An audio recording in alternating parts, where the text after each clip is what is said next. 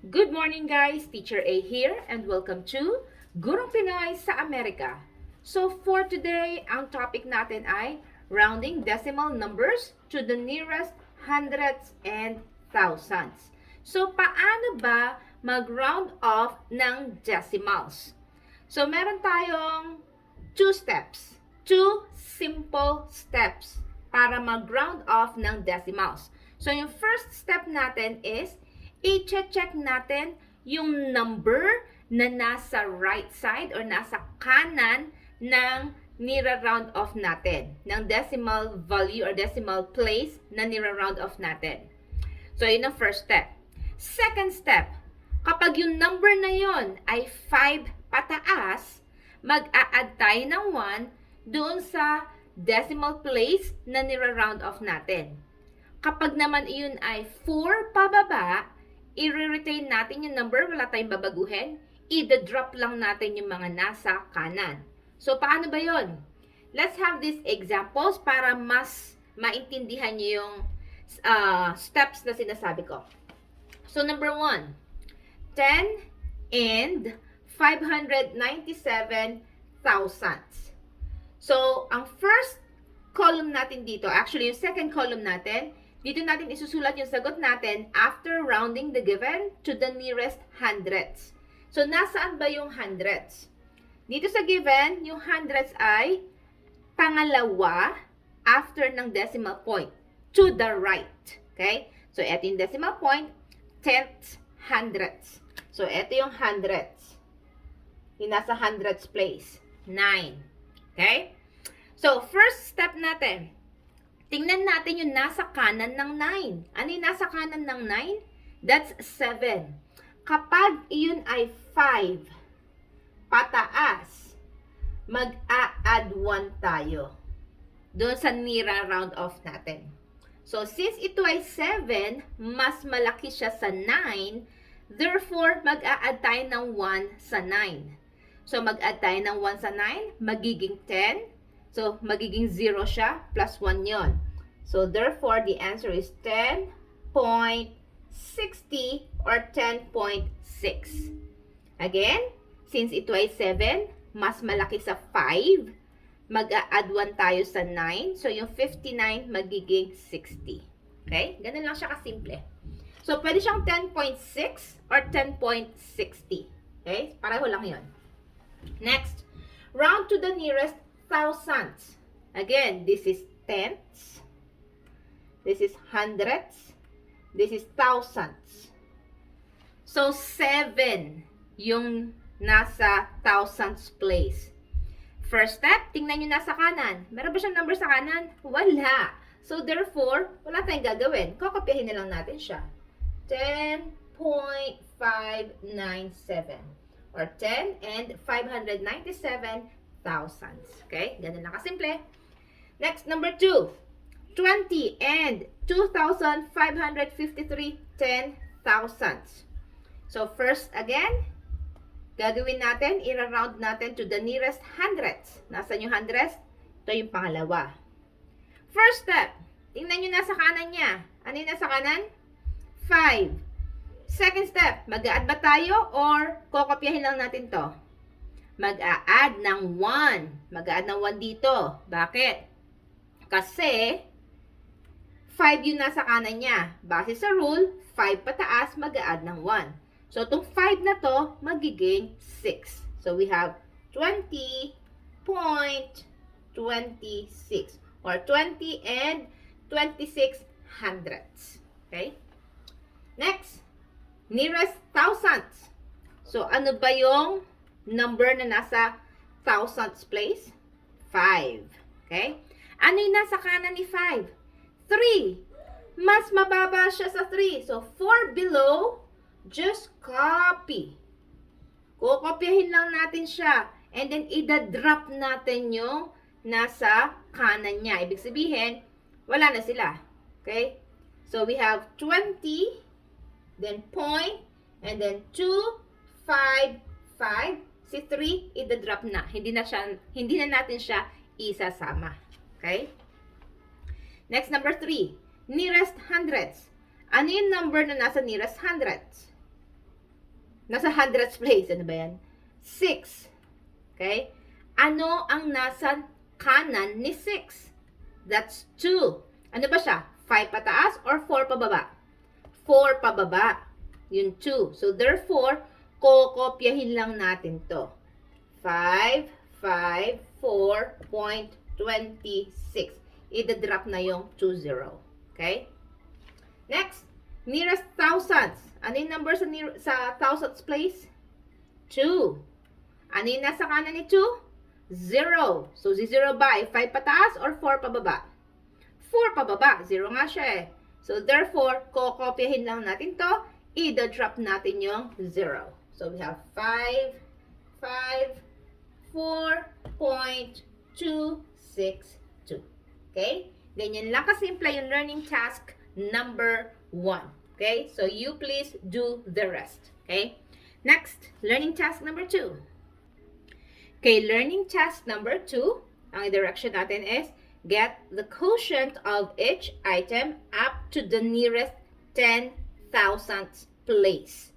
So, ibig sabihin, 4 decimal places yon.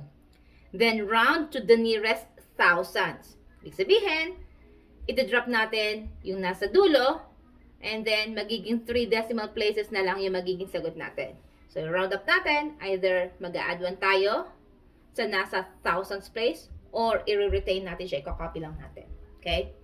So, since number 1 was given already, na-solve na yon, so gagawin na lang natin yung 2 and 3. Okay? So, this is number 2. So, 77 divided by 9 using the long method. So, 77, divide natin sa 9. Ilang ba 9 meron sa 77? Okay, meron 8. So, 8 times 9 is 72. Subtract 7 minus 2 ay 5. Then add 0. Decimal sa taas. Then 0 here sa baba. Okay? So 50 divided by 9. Ilang 9 meron sa 50? So that's 5. 5 times 9 is 45. Subtract ulit.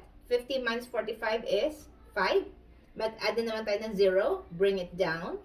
50 divided by 9 ay 5. 5 times 9 ay 45. I-minus siya ulit. 5. Add naman tayo ng 0. Add naman ng 0. So, 50 divided by 9 is 5 ulit. Then, that's 45. I-subtract natin. That will give us 5.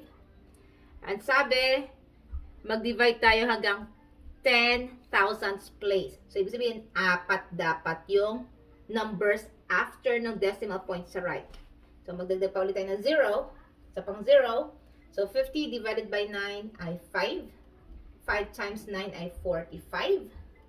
Minus natin, that's 5. So, 1, 2, 3, 4. Tenths, hundredths, thousandths, 10,000ths. So, ayan na. Meron na tayong sagot. So, ang sagot natin sa nearest 10,000ths place ay 8.5555.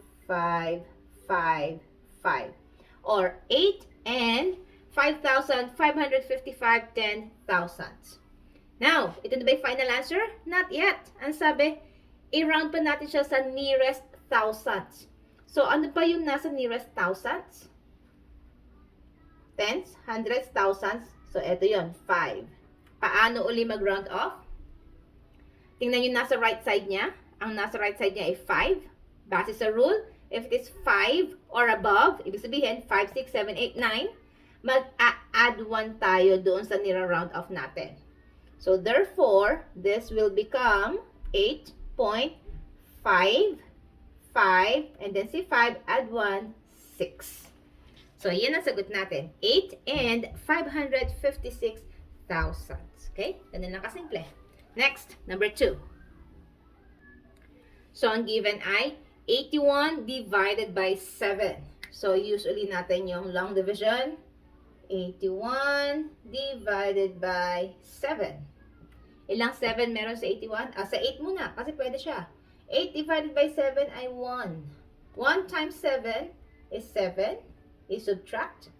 8 minus 7 ay 1. Bring down 1. So 11 minus, divided by 7 ay 1.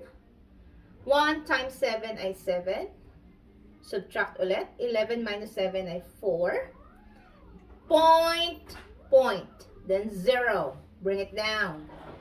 So 40 divided by 7 ay 5. 5 times 7 ay 35. Subtract natin. 40 minus 35 by 5. 0 pa ulit. Remember, pag nag-divide tayo, ang hinahanap sa atin ay 4 na numbers after ng decimal point. So 50 divided by 7, that's 7. 7 times 7 ay 49. I-minus. So 50 minus 41 ay 1. Add 0 ulit. 0. So 10 divided by 7 ay 1. 1 times 7 ay 7. I-subtract. That's 3. Add 0 ulit. 0. So 30 divided by 7 ay 4. 4 times 7 ay 28. So sa lesson na to, dapat alam niyo yung times table niyo or yung multiplication table.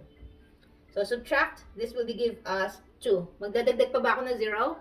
Hindi na. Kasi 4 na yung numbers dun sa ating, sa nasa right side ng decimal point. Nasa 10,000th place na yung dulo natin. So therefore, ang sagot natin ay 11.5714 or 11 and 5,714 10,000ths. Ito na ba yung final answer? Not yet, kasi i-round pa natin siya sa nearest thousands. So, anong number yon? Tenths, hundredths, thousandths. So, 1 yon. Ano ang nasa kanan ni 1? 4. Si 4 ba ay mas malaki sa 5 or mas maliit? So, mas maliit siya sa 5. Therefore, kokopyahin natin hanggang dun sa niraround natin, then ida-drop si 4. Which means, hindi na natin isasama si 4. So, ang final answer is 11.571 or 11 and 571 thousandths. Okay? That's learning task number 2. Gawin nyo na lang yung iba pa sa given. Okay? Exactly like this. Next, learning task number 3, word problems. So, learning task number 3, solve the given problems below. So, hindi ko na isusulat yung mga word problems kasi medyo mahaba siya. So, sasagutan na lang natin siya rito isa-isa. Okay? So, number 1. What is the smallest decimal in hundredths rounded to 0.5? So, kapag daw ni-round natin yung given, ang sagot ay 0.5. And it says here, in hundredths. So, which means, 0. Dalawang number yon na kapag ni-round ay 0.5. This is tenths, hundredths. So, eto yon. Smallest decimal. So, ano magiging sagot natin? Para maging 5. So, ibig sabihin, eto, para maging 5 ay 1 less than. Kasi di ba nag-add na 1 na tayo dito? So, if nag-add tayo ng 1 dito, that means originally, yun ay 4. So, para mag-add tayo ng 1 dito, kay 4, anong number yung dapat na nasa kanan niya? Okay, that's 5. Okay? So, 0.45 or 45 hundredths. Bakit? Kasi, since 5 to, sa rule, kapag ang nira-round natin, itong 4 na to, yung nasa kanan niya ay 5 or above, mag-a-add 1 tayo dito. So, yung 4, magiging 5. So, magiging 0.5 siya. Okay? Hindi naman pwedeng 0.44. Kasi si 44, kapag ni-round natin to sa nearest tenths, this is only 0.4. Kasi 4 or below, ida-drop lang yon, kokopyahin lang siya. So, para magdagdag tayo ng isa kay 4, dapat 5 or above. Okay? So, therefore, ito yung sagot sa number 1. Next, number 2. What is the largest decimal in hundredths rounded to 0.5? So, 0.5 ba din siya? Ang tinatanong ay yung largest decimal in hundredths. In hundredths. Ibig sabihin, dalawa pa ding numbers yun. Dalawang digits after the decimal point. Largest. So, dapat 0.5 na to.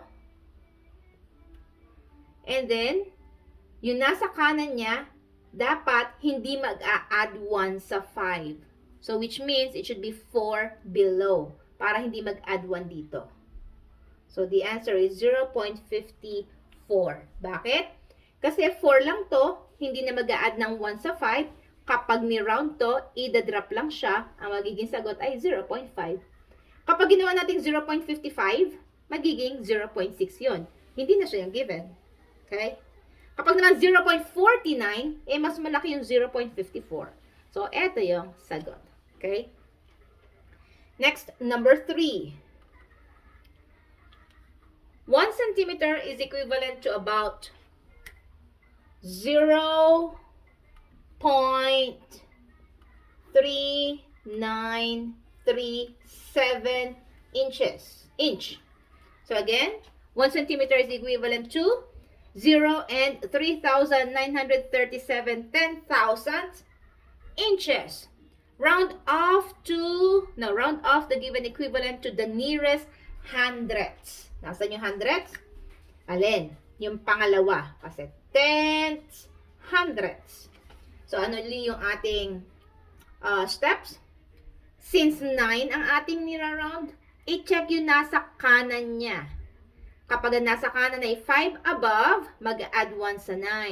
Kapag nasa kanan niya ay 4 below, i-drop lang yung mga numbers na yon, kokopyahin lang yung nasa left side. Okay? So, since ang nasa kanan ay 3, therefore, kokopyahin lang natin to. So, 0.39, and then i-drop na natin si 37. Okay? So, this is our answer. 0.39 inch. And then, last one, number 4. Mrs. Edlagan has a total deposit of 50,766 and 25 cents. The annual interest at 3% simple interest is 1,522 and 9,875 10,000. Round the interest off to the nearest hundredths and thousands. So, yung interest yung ating i-round. Ano ba yung given na interest? So, we have PHP, Philippine Peso, 1,522 and 9,875 10,000.